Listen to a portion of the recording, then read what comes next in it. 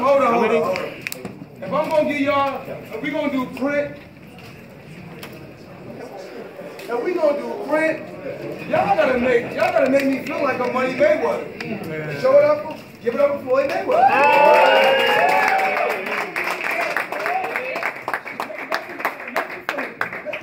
Make me feel like I'm young again. Questions in the microphone only.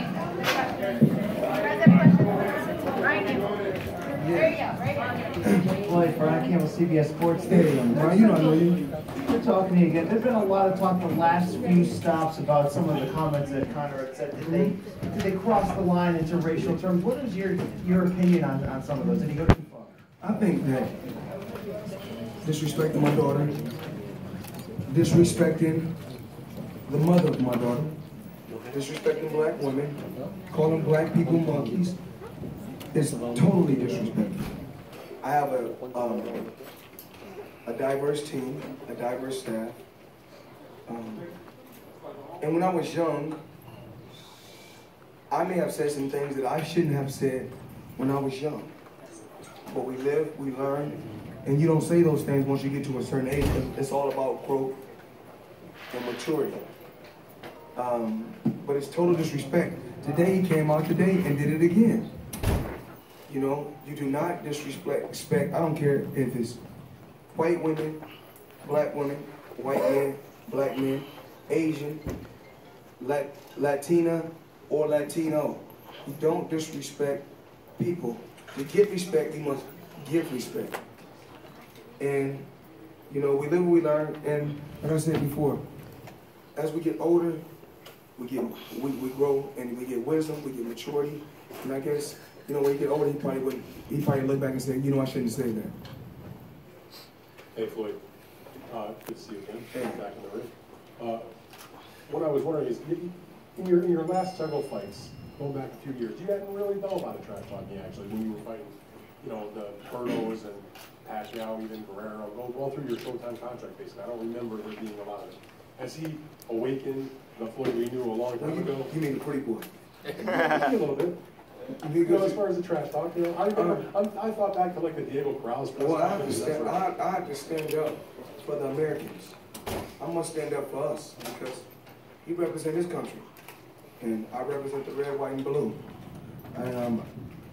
If it's a Spanish American, white American, black American. There's a cricket in the room. Get that in order. But they bring it back out of you. They didn't bring it back out of me. You have to realize, I knew this was this is going to be a big event, a huge event. And we got to get the people what they want to see.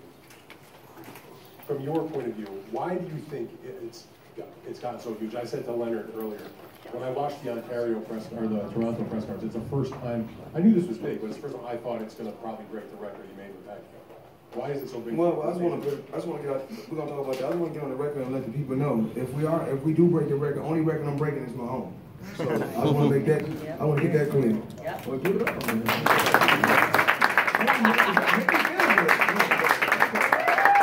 Make the whole day feel good. I'm holding my shit, but make me feel good.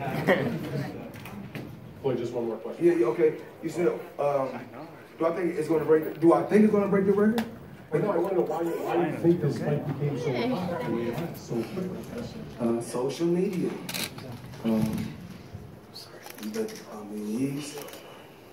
I'm still a huge name. You know, to be a living legend in the sport, to be an icon in the sport.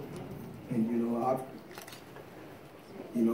just like what's going on in all sports, I was the first one getting crazy. When we talking about, well, you got a basketball contract, for instance, and you see a guy may get, but I don't know what's a certain number, like $150 million contract, $150 million contract, or a $200-something million contract over some years. You know, I think I'm the first athlete to get $300 million in 36 minutes. So, you know, I'm capable of doing that again. But it's all just timing. It's really all about timing, you know, and you guys, you yourself, and all the different writers, but you one of the main writers from ESPN, Dan Raphael, and all you guys just covering me throughout the years. You know, this didn't just happen. We're talking about before social media has got huge. I was big. I was big, you know, just what I do every day.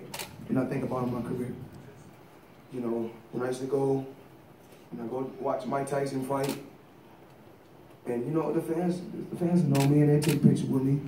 But when it get to a point to where, because when I wake up in the morning, I'm just gonna be honest, when I wake up in the morning, I forget that I'm famous. So I said, oh yeah, today's gonna be a good day. I'm just gonna walk downstairs and just walk downstairs and go eat. I forget it. And they said, you can't go downstairs. And then, you know, I gotta call security. And gotta call 6, 7, 8 security. Come meet me downstairs. I be wanna, you know, sometimes we ask for certain things that we really don't want. But I also have to say that this is what I signed up for. And when I signed up for it, I must give you guys 100%. Today, I mean, it was a show. Now, one other question for you. You came out of retirement for this fight. You said all along that this was the only fight that you wanted. It wasn't like you were going to go fight one of the other champions. Are you one and done? Are you back in retirement when this is over? I gave Al Haymon my word. I shook his hand, gave him a hug. I promised him, I gave him my word. And he said, son, you don't want for nothing. You know, I own so much property, made so many smart investments, and just to be in just to be in this position, just period, is truly a blessing. And I'm just thankful for being in this position, to be able to be at this age and still be competing against guys in their 20s. It's a blessing. But if you really look at it on paper, everything leans. It's okay. I gotta slow that down a little bit. Everything leans towards him. I'm saying on paper. He's bigger. He has a 74-inch reach. I have a 72-inch reach. I'm inactive. He's active. Youth is on the side. He's in his 20s. I'm in my 40s. But he's a stand-up fighter. We never seen him lose standing up. So he can fight standing up. That's one thing he can do. And he feel like he's the best. And I feel like, you know, when I was competing, I was the best. So, I think I had to come back for this last one. Did I want to come back? No, but once I threw bait out there, and he said something, I threw some more bait out there, and he bit on it. I said, okay, now it's time for me to control the chessboard. I'm no longer on the chessboard, I control the chessboard. Now we're in this fight. I'm Mike Coppinger from Ring Magazine. You know, I know you weren't expecting to come back necessarily, and you know, this is a once-in-a-lifetime opportunity because of all the money. But how much are you going to miss this once it's gone? Because once it's gone, it's gone for good. Are you going to miss all this? Well, you know, first I just want to say that with me putting fighters in a certain position, you know, this kid right here, stand up, Tim. This is, and I think one particular time, I was the youngest world champion in boxing. Now the guy that's under my banner, who I told you guys a long time ago when I done an interview with you, I said I would take this fighter and he would be world champion within 24 months. This is the youngest world champion in boxing, and this is the next pay-per-view superstar. Believe me when I tell you this, ladies and gentlemen, Gervonta Tank Davis. We're gonna clap for him.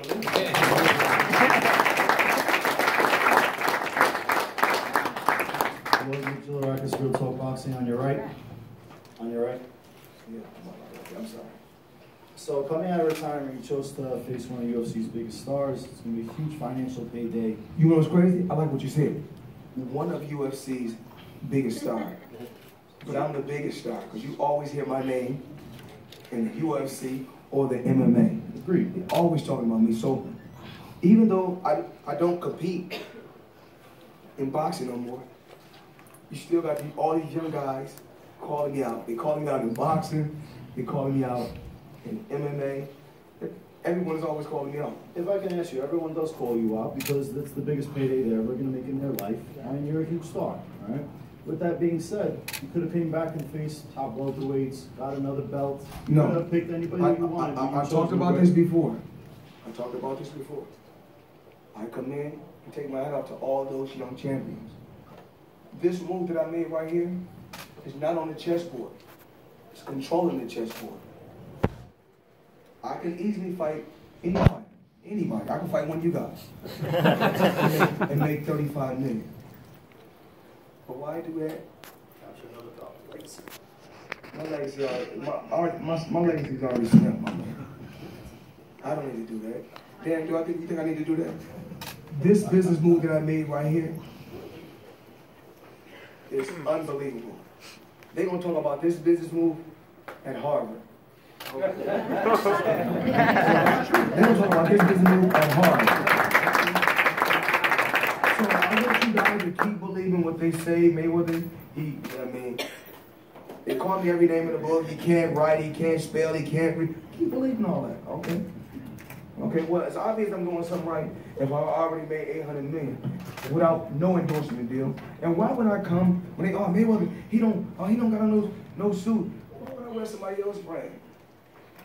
Nike had to start from somewhere.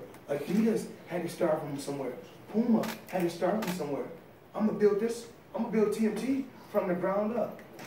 Even when I'm long gone and my great grandkids is running it. We have to start from somewhere. If I wear anybody else's brand, I gotta wear my brand first.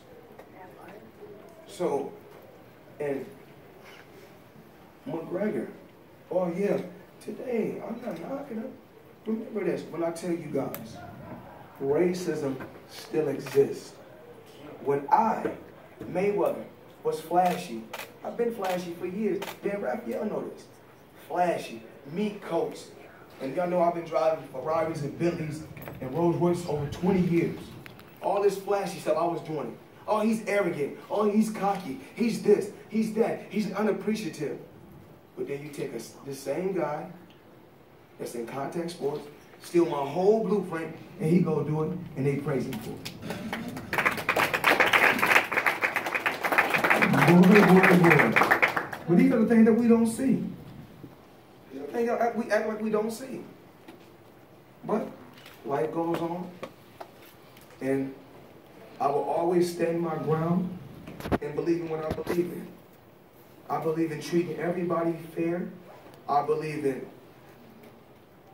if you violate, we'll demonstrate. I truly believe in to get respect, you have to give respect. He totally disrespected my family. He's totally disrespected my daughter. She's my family, but that's my baby. He disrespected her. Am I going to trip? No. I still have a job to do, and I still have to remain humble and be a professional, because humble is knowing where your blessings come from. When he come and smack my head or bump me in the shoulder, I'm not finna. What I'm gonna do? Hit you back and get a fine? Nobody is dipping into my money. But me first. But me first. You're gonna get some millions too, but let me dip in first. And I just want to say this. Kelly Swanson. I could have went with any other publicist. When you got a celebrity, like, oh, all the celebrities is with this publicist. Boy, you need to go with this publicist. One thing I will never forget. This lady stuck with me from the beginning. This lady stuck with me when I was in that cell doing time every day. And how I got through it was this. Her letters, everybody writing me. My mother writing me, Laird writing me, Al checking on me, but it's another person. These are my friends. She's like my best friend. Where's Shane? Shane? Right here. Come with Shane.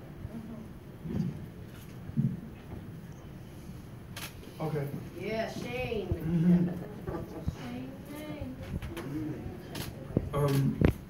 My lawyer Shane. when I was locked away, and I was doing time in Max, because you have to be careful when you talk about this, because your freedom is nothing like having freedom. When I was locked away, everything I think about every day, I'll be like, I just want to sit, I just want to touch a tree. I just want to walk through the park. These are the things that you really miss. And sometimes we take things like this for granted. I just want to walk through the park. Every day, he came to see me. It made me stronger. Every day. But, I mean, this is one of the best lawyers in the world. And, you know, I do give my lawyers gifts. I bet he got it on. Yeah, you know that's my lawyer. And I really want to thank CBS, because these are the people that we don't know that have my back. You know, CBS and Showtime. They cut 9-figure checks without a problem. Without a problem. I don't have to say, and they put extras on it for me. Oh, Floyd, here go an extra $2 million. Here go an extra $1 million. Here go an extra $3 million. I want to thank MGM Grand. These are the people I have to really thank. I go to MGM Grand. Okay, I want a Bugatti. Here you go, Floyd. You can have it. Whatever you want. So I'm going to always, and I have to thank Steven Espinoza. Steven, come up. Please, Steven.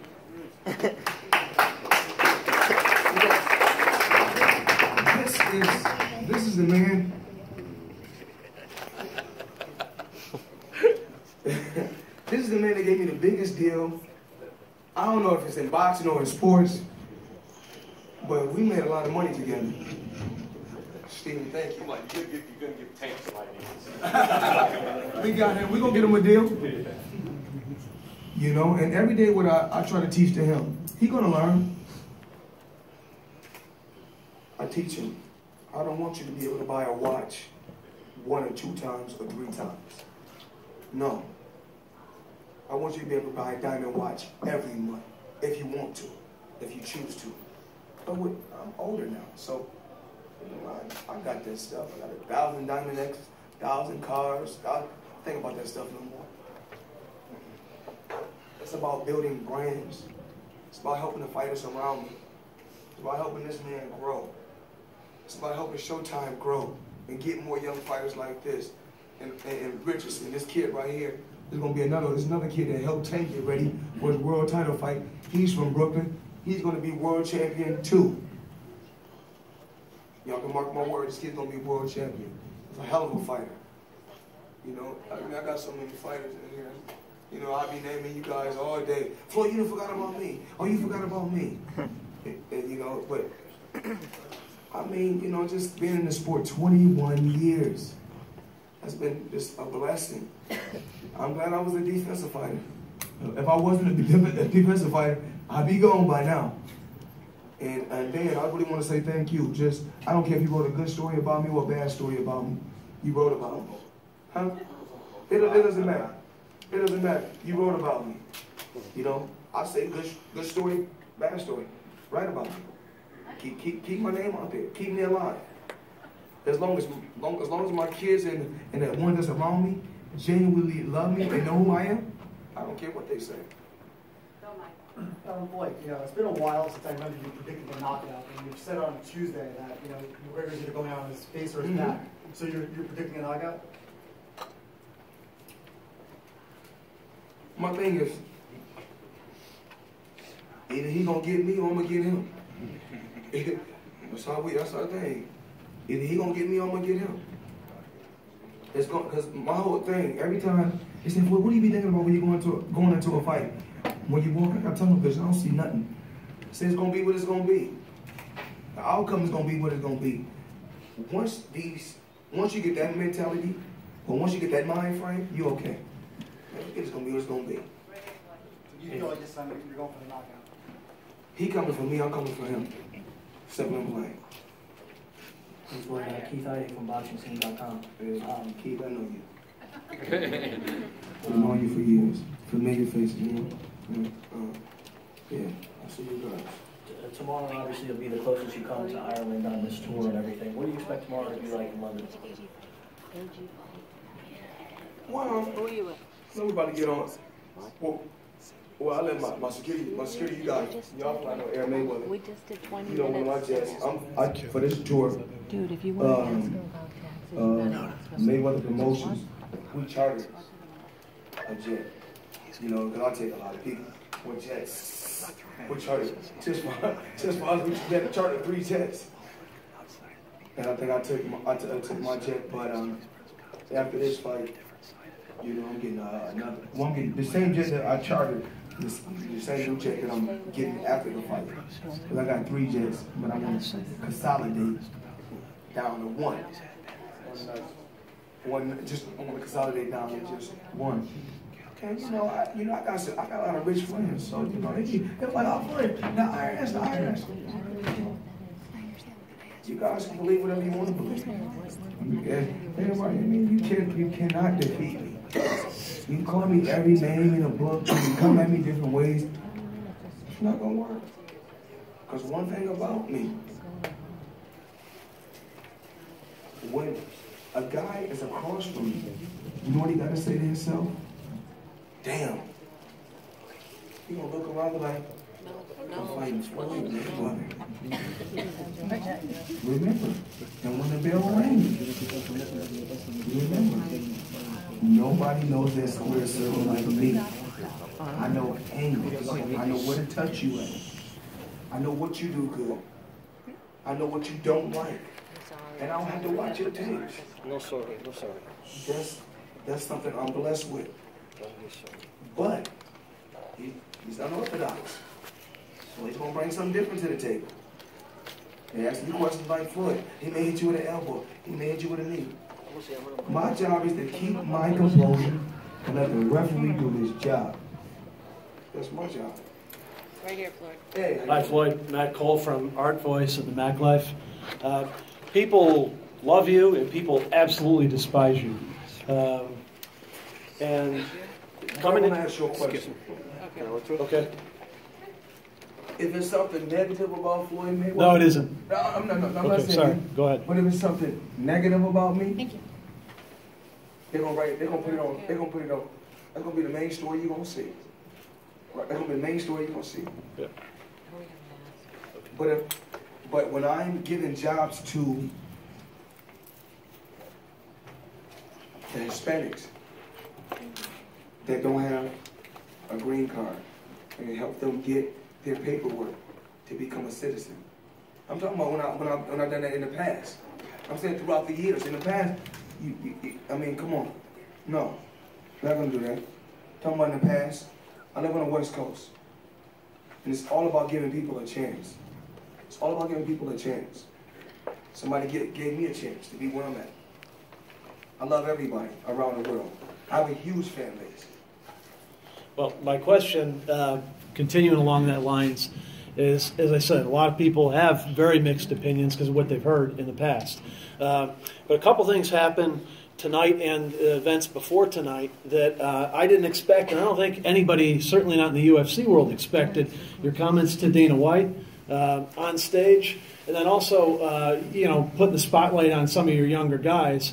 Is this maybe your age, your age, your point you're at in your life being different? Is it the way the fight's affecting you? But it seems we're seeing a softer, different side of Floyd Mayweather. Can you talk a little bit about your growth as a person? Besides, age. With age comes maturity, growth. We can no longer grow physical. So we look at things totally different. Like I said before, I'm human. I can contradict myself. I'm human. I say certain things, so I still get backlash for certain things I say. But you live and you learn. Mayweather, I want to respect you as a fighter. When I come back and I am in a bigger company with a bigger brand, I'll come back and do your interviews. So I do wish you best of luck in London and your fight with everything that comes out. And I have followed you and I've had interviewed before and actually have a picture with you from an old fight, and I do follow your lead. And I do want to thank you for the time. Thank you.